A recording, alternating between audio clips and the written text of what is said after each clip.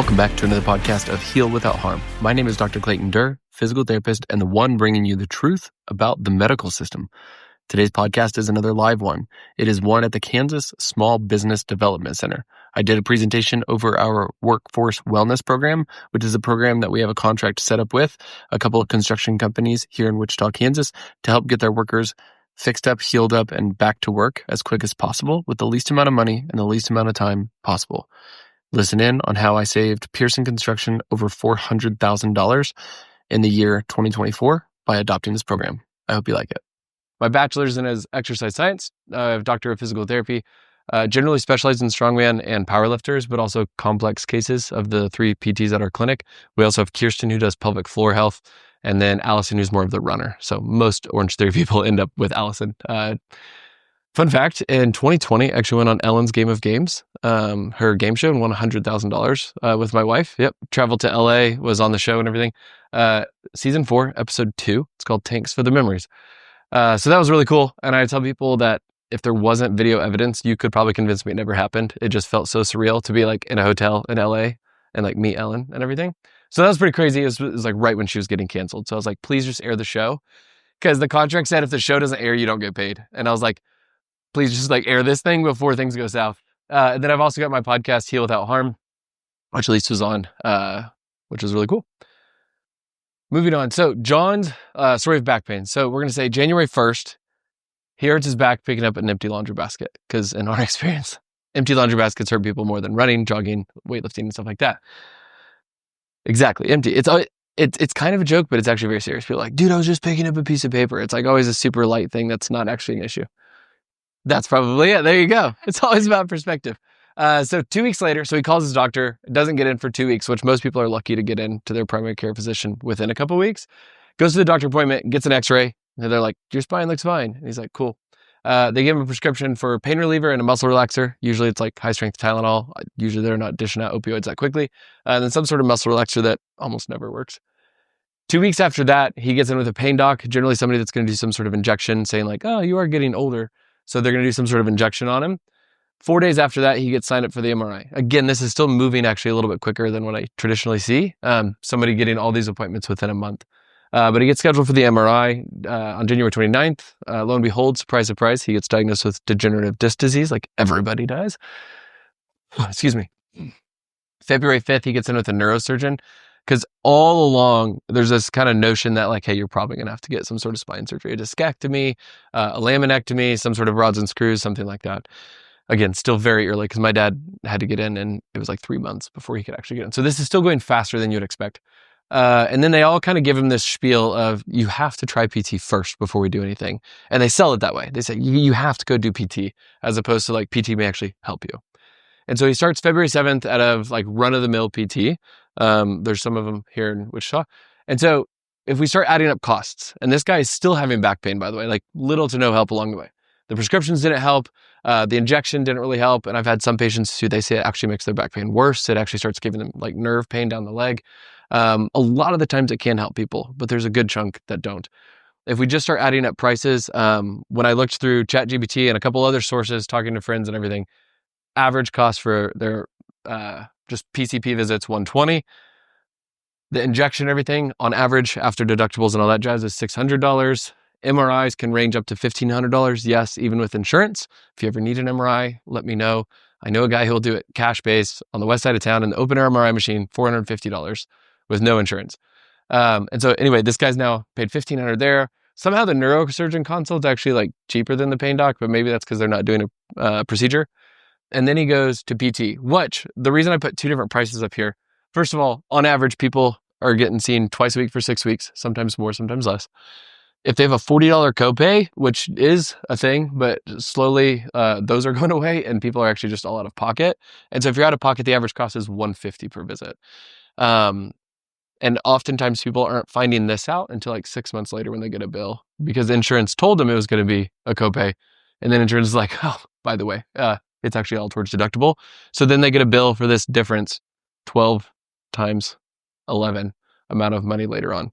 Again, real stories I've heard. So if we add this up so far, these are the hours that he spent taking off work and going to each of these appointments. Starts off with 120. After the pain doc, he's at $720 spent. After the MRI, he's at $2,220 spent. After the consult here is $2,320. After he goes to PT, if it's $40 copay each time, he's sitting at $2,800. If it's all towards deductible, they're at $4,100. So 6 weeks until he got 2 PT, 6 more. We're 12 weeks in, probably little to no pain relief, and $4,100 spent at the high end, along with 24 hours of his time. I put this in here because that's 24 hours of PTO this person's had to take off, assuming they can still work their job, along with the actual financial cost, which is a lot, ultimately. Moving forward, this is all the stuff that insurance does not give a shit about that is actually crushing to the patient. He's sad because he hasn't played pickleball in 7 weeks, so he's starting to lose his social circle because that's where he saw all of his friends. He's losing hope that he'll ever play again. His daughter's gonna get married in March, 3 months after the back pain, and he's worried that he won't be able to walk her down the aisle. He's scared of spinal surgery and being bedbound because he's heard that before, seen that before, and had family members get it. He's not able to hold his grandkids anymore. And he's not able to go on nightly walks with his wife, which is where they always catch up at the end of the day. So now he's starting to lose relationships, as you can see through here, and it's starting to get really depressing, ultimately. Here's where things could be different. This is John's story. If he had a friend who sent him to Natural Wellness Physiotherapy, or honestly a good physical therapy clinic, because in Kansas we can do direct access, right? Both of you guys have sent us people, and we're very grateful for that. John's amazing friend refers him to us the next day. We can usually get people in same day or at least within 48 hours. And so 2 days after his pain, 1 day after his great friend told him about us, he gets in for his initial evaluation and treatment, because we treat people the same day, and his pain dropped by 70%. Now, this isn't everybody that comes in, but there's a good chunk of people that their pain drops quite a bit. At minimum, they get hope. They're like, wow, okay, this isn't as bad as I thought it was, ultimately. We say, hey, we don't need to see you twice a week. Just go do the homework we recommend. If something gets bad, call us. Other than that, we'll see you in 1 week. So now we're at January 10th. He comes back. Pain is now 60% better instead of 70. It worsened a little bit between that initial visit and the next week.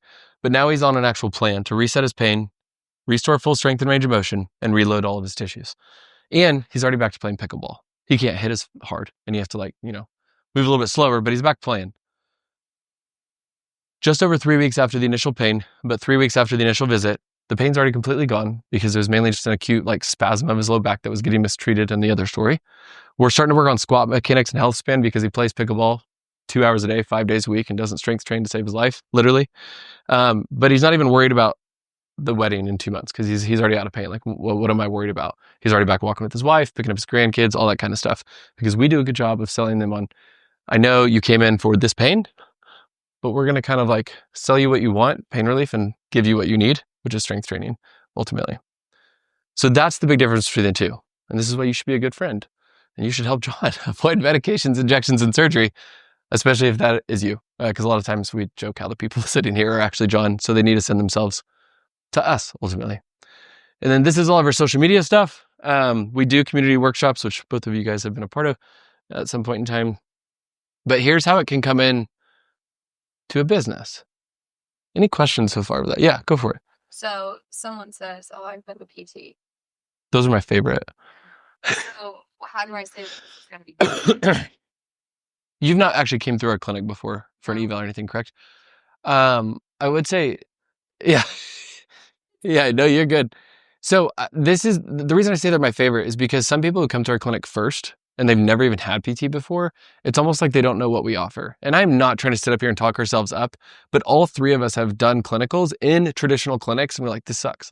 You sit across from someone and you feel like your hands are tied and they're like, help this person. You're like, I can only do so much. And I'm sure as a PA, you've had direct experience of I want to do all this stuff for you, but cost, but I'm not allowed to, but you're not going to comply, whatever it is. And so it's hard because when people get us first, then they're like, oh, you guys are expensive. They go down the street, we call them in 2 months, and they're like, yeah, my back isn't any better. I'm like, not really surprised. So I would say one huge difference is we spend 15 to 20 minutes in that hour just talking to them and getting their true story and their whole story. We're not on a huge time crunch. We have time to dive into everything, what we call 4 pillars. So how is your sleep, nutrition, hydration, stress management? Because I've got probably 15% of my clients, all of their pain is stress related. You can go strengthen this and I will help you with that and I will needle you and I will scrape you. I will do all the things to help, but you need to do something about your recovery, your stress management stuff, because that's where all of these muscle spasms and just guarding is coming from. So we have the ability to dive into those things if needed. Another big thing is we do offer dry needling, which more clinics are offering, but they do it this a la carte kind of stuff where it's they're if I stick you twice, it's this much, 3 times, it's this much. Like if you come in and pay for time with us, I'm doing everything in my power to help you. And when I was talking to this girl out here that's with like the little patches or something, she went to a PT that runs pretty similar to us in Kansas City. And her description, she's like, they literally take your goals and say, okay, that's what we're going to help you with. And we're going to go all the way to there. And for her, it was, okay, here's back pain. We're going to do all of these same moves that we do with everyone else. yes, that's another huge piece. Like when you and a 94-year-old person are sitting next to each other in that big open gym with all the tables and you're all doing the same thing. But they're like, they can't get off the toilet. You're cycling all the time. You're doing Orange Theory and you're over here like powerlifting 300 pounds. Like, why are you all doing the same thing? That's another huge frustrating thing. So it's very, very individualized. But I'm sure, especially you two, like you all say you're individualized and people still just don't like grasp that. I feel like they're like, oh, here's what we offer. Yeah, they just need to get through the door ultimately. And so maybe we need to run a program where it's like, on all of our people, survey them. If you've tried normal PT and you've tried us, what would you say is the difference? Like I had shoulder surgery when I was 24 and it was run of the mill. It was in select physical therapy in Kansas City when I was living up there. Yeah. And I've since gotten my shoulder fixed, but it's like ever since, and it's like, it was just run of the mill and it wasn't what I needed anything to. And it just actually almost sitting further down the path of being fixed. Yeah. And it also kills me too, and that's where post-surgical, a lot of times I say, go do that kind of PT. Because you need just like show up, do it. Plus, I don't know the last time I saw a post-surgical case. But when you get to the point where they're like, you're good. And you're like, no, I'm not. That's when you come see us. Like that's where we'll pick up the baton and keep going ultimately. But for some people, they're like, yeah, I just stopped doing my exercises. I'm like, what did they give you? And they're like, this piece of paper. I'm like, the one that's been photocopied 100 times since 1983. And it says, stretch your calves, stretch your quads, stretch your hamstring, stretch your hip. And it just says all that. And they're like, yeah, I'm like, I would have quit that too. And if they're giving you more stretching than strengthening, that's probably another red flag. If they're not talking about like your individual goals and building upon that, probably another red flag. And those are always ones that I make on TikTok where they go wild. I'm like, if this happens, these are red flags. And people will fight and they're like, well, my PT is good and I start on the bike. I'm like, you're missing the point. Yeah. If you're seeing more by the PT aid as opposed to the PT, if you're there for an hour, but you only see the physical therapist for 20 minutes and you're seeing somebody else, if you have 4 different PTs in the first 6 sessions, that's another red flag. My brain is just turning because I worked with neurosurgeons really closely on the trauma team with all the traumatic brain injuries and also all the traumatic spines that, came in. So what are your thoughts compared to what I just talked about on that? I feel like the common goal, everyone's on the same page. Agreed. The neurosurgeons don't want to do the surgery either. Mm-hmm. Like the traumatic ones or the chronic back pain ones? Both. Okay, gotcha. They don't want to if they don't have to. Just because there's sometimes after surgery, once you have one spine surgery, it's like, that's the quickest way to get a second. Yeah. Next one. Yeah. So I'm like, if those neurosurgeons, which I'm sure that you work closely with them, maybe. No, they don't want to talk to us. That's how it feels. Either they don't want to or they can't. Or they don't have the time. Or they just, Yeah. Yeah. It's so...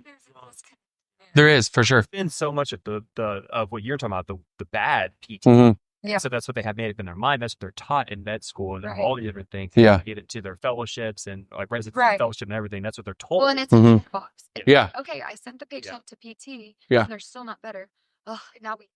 And I would say it seems like at least most PTs are more of a box check style of PT. And I would still argue that may even come down to like the system, where it's like there's a lot of PTs that don't want to operate like they do in Advanced Mid-America, and all those are select, but they can't help it. Like if Allison had a friend who graduated here from WCU, went down and worked in Florida. And it was like 4 out of the first 6 days that she worked there, she was bawling. She's like, I have 7 evals today. I'm seeing 15 people. Like, I can't keep up. I can't treat them like I want to. And it's like 100% good PT, bad environment. So, this is kind of where us being all entrepreneurs, okay, that's the difference between they needed a job. Yeah. They needed to go get occupation. So they're kind of fit to think you have to do this. Yeah. Where we all have started companies because you all started Natural Wellness because of that. To fix that exact problem. Yeah. And that's the thing is like, that's where it's like, how do we get it to where you all can actually like bring, like, that's where, cause like you started WeRide because WeRide wasn't influenced, like you wanted to see it. I got into Orange Theory because I love the work and I think it's different and everything. It's like, But like when those people who know they want to do something different, they just don't have, they don't know how to step out because they don't know how to be entrepreneurial. Yeah. You know what I mean? And a lot of times they're buried, right? Like I graduated with $107,000 in debt, and the average is 150 as a PT, where our average salary, even in California, the average median salary is like 90K, which is the highest paid state. But they also have like, I don't know how much it costs to live there. And so it's like, you want to go into medicine and do all these things. And then slowly, like they just like strip away your humanity because it's like, you just get buried under debt. And it's like, well, the only way to like work is going into this job. And you're like, that's not even what I want to do and stuff. So yes, exactly. Like the neurosurgeon not responding and stuff. I'm like, yeah, or whatever. I mean, even to get patients into was so hard unless it was a traumatic. Yeah.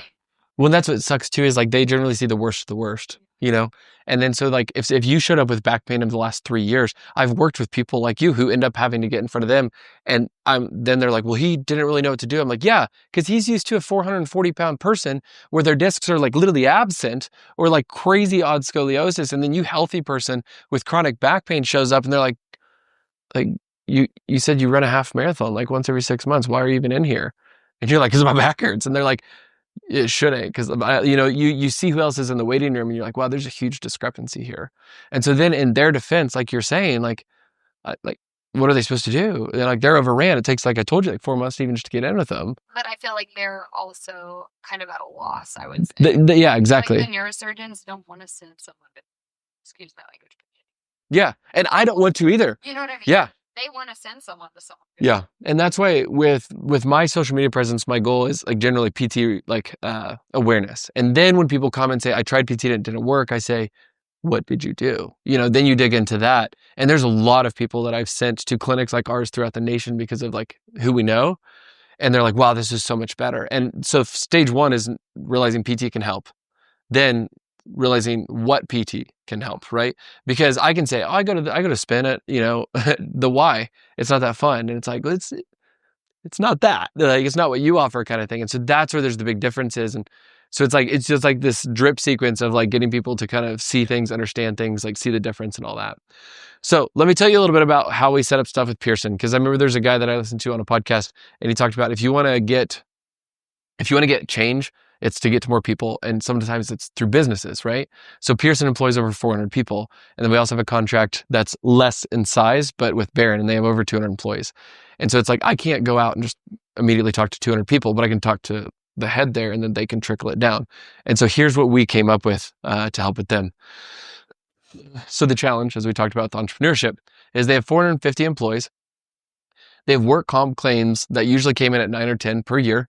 Each one was $42,000 on average, and they spent $420,000 a year just on work comp claims. They also had, on average, 2 lawsuits per year, something to do with medical type stuff, $50,000 per claim, so another $100,000 on top of this. And then they'd have to take other people to medical visits, of course. And that came out to about $150,000 annually, totaling over $5,670,000 they would spend per year, which I would never think of, right? You're like, you guys build roads. Like, why are you spending over $500,000 on just medical stuff? This is where I would bring up John's story and tell you the difference, ultimately, of like normal PT versus what we do. Moving on, the change that we helped over there. So essentially, this is me telling you John's story, how we do things differently. When I talked to the safety guy at Pearson, I said, if someone gets hurt, what do you do? Like, what happens? He's like, well, we usually go to urgent care. And him and I are sitting there for like 3 hours. They do some x-rays, they give him some pills, and that's about it. And I'm like, how much does that cost you? He's like, thousands of dollars. Like, so you're paying thousands of dollars to waste both of your times for over 3 hours.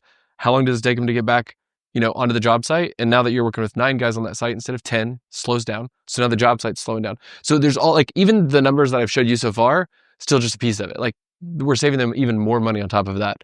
And so I said, okay, pay for like 20 visits with us, which is like our biggest package or like plan of care kind of thing. And then every time someone gets hurt, as long as it's not like a laceration, like their leg is off, like if it's like back pain, I pulled my shoulder, I pulled my hip, send them to us. They'll come in with them first visit. On average, we see them for 3 visits. And most of the time it's either I'm all better, I'm good enough, just let me go back and work. Or there's like, I think there's been 2 that we've seen like 5 or 6 visits. And most of the time they're like, dude, I'm good enough. I don't want to keep using the company's resources, because Pearson specifically, Kurt, who owns it, one of the nicest guys ever. And they're like, I don't want to keep, no, like, I'm fine. I don't want to keep using like the company's money. And I'm like, there is a crazy good culture here. The fact that you guys are like trying not to overuse this company's money, like that's incredible. So generally 3 or 4 visits at the top end that we're seeing people, we've probably treated 20 to 30 of their employees total. And they've even been gracious enough to like, there was one guy who couldn't come to work because his wife was at home with back pain. And so they were like, send her to Natural Wellness so that you could come back to work. And so she got care as well. Anything like on site with them on like stretching and stuff like that before they go to the job sites and stuff, like teaching like their superintendents to be able to do that. We offered that to them and they haven't taken us up on it. Hard to get people to do that. It is, especially. I used to build on-site clinics. Cool. Companies in Kansas City. People don't know that about what. Yeah. And then like, oh man. Yeah, it's like before stuff. Like I worked for a large medical practice that did this. Yeah. Side in companies. Gotcha. And I know Textron now, they built a whole building. It's essentially like a doctor's office on site. It's right behind our clinic. You're familiar with like ARC. I know who they are and I kind of know about them, but nothing in depth. Yeah, so very similar to this. In Kansas City, there's like, I know the guy founded up in Kansas City, and like what you're doing is like how they built their company. And it's amazing. Yeah. Because of how they do what you're doing right there. Yeah. Oh, for sure. I mean, the second you put like the patient first, you're like, I'm just trying to help you get back to work, honestly. And it like all of this is spent outside of the insurance they provide. Like Pearson pays us directly and says, go here and all that kind of stuff. Because their work comments are down. So yes, exactly. Yeah, exactly. There's tons of stuff off. And so when we get into this and we start talking about the numbers and like how specifically, they dropped $336,000 in work comp claims. They're spending $50,000 less in lawsuits. They're spending $30,000 less in medical expenses because they're spending less with us overall. But of course, like this is the one that they're still spending money on. Everything else is happening less because they're able to just spend it directly. March of last year. Yeah. I had no idea you actually worked through that stuff. Like, yeah, this is like what I used to like. I'm both the physical, but also on the business side of was. Yeah. And then countless hours saved. And so this is why I like the story of John's back pain kind of thing, because it's like, how much time are we saving the company, like time on site and stuff, but ultimately it's like, you're giving the people their life back. Yeah. And I would say of every person that's came in, I can't tell you right now, any employee that's worked for Pearson or Cornejo before that for less than 10 years. Like they keep their employees. And this is another way to offer a huge perk because it's like, yeah, just go to the doctor and then like, here's the work comp lady, that you can communicate with.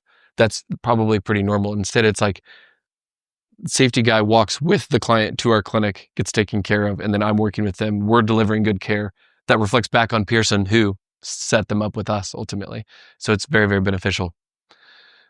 Honestly, I'm giving you the same numbers in different ways. And so they normally spent $670,000. Here's how it broke down. And how much of it was medical expenses, 17% was lawsuits, but most of it was work comp. I created this pie because this is still $670,000 worth of money being spent.